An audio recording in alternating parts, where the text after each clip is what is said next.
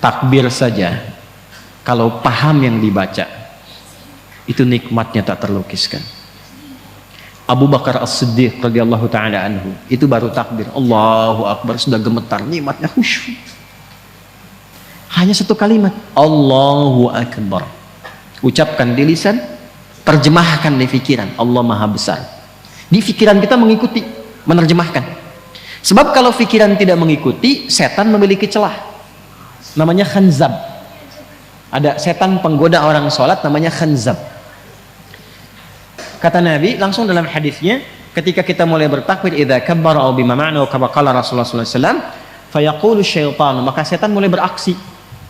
Ya, dia berkata, uzkur kada, ingat ini, ingat itu. Ini kalimat ini sering saya sampaikan. Tadi kan sebelum Isya ya, waktu sebelum takbir kan kita fokus saja kan, istau, khusyuk, sudah tahu, khusyuk, fokus, nggak ada ingat apa-apa. Tapi begitu takbir Allahu Akbar, langsung muncul semua di kepala tuh. Ini hujan berhenti apa enggak? Ini pulang bagaimana? Ya kan? Dan sebagainya. Muncul, betul kan begitu kan? Muncul kan? Betul. Nah, berarti hadisnya benar.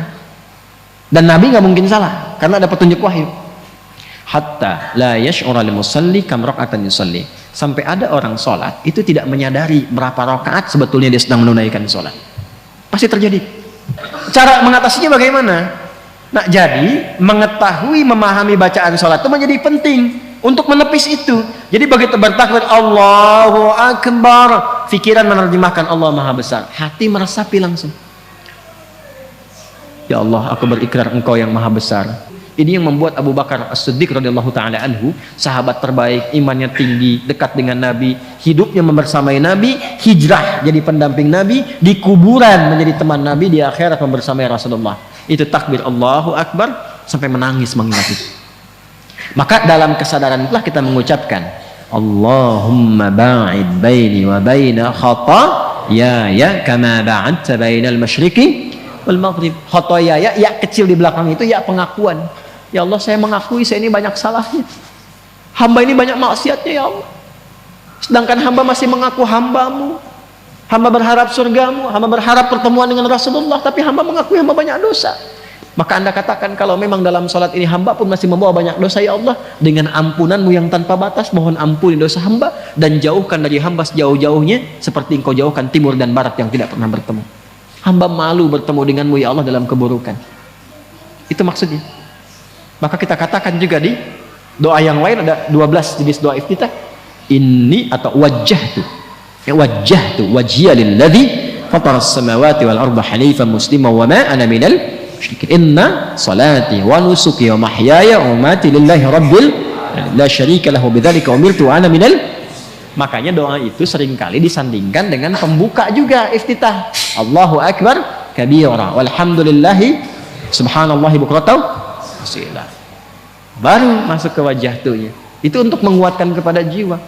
Ya Allah, aku merendah, aku pasrah. Hamba yang banyak salah.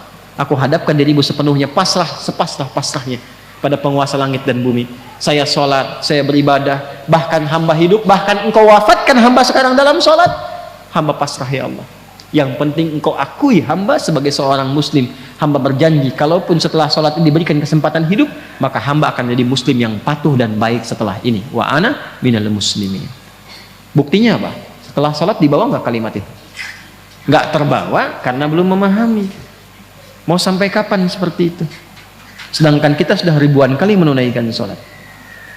Kenapa dari sekian ribu itu tidak ada yang kita usahakan untuk menikmati sholat itu? Sudah nikmat belum? Tapi kan yang penting benar rukunnya Ustaz, betul. Dan itu mengangkat kewajiban, menghilangkan dosa. Ada pahala kalau rukun terpenuhi. Tapi problemnya, ada nggak dampaknya kepada jiwa yang terasakan dalam menjalani kehidupan dunia? Sebab dulu orang sholat itu bukan hanya menggugurkan hukum, berubah menjadi orang baik.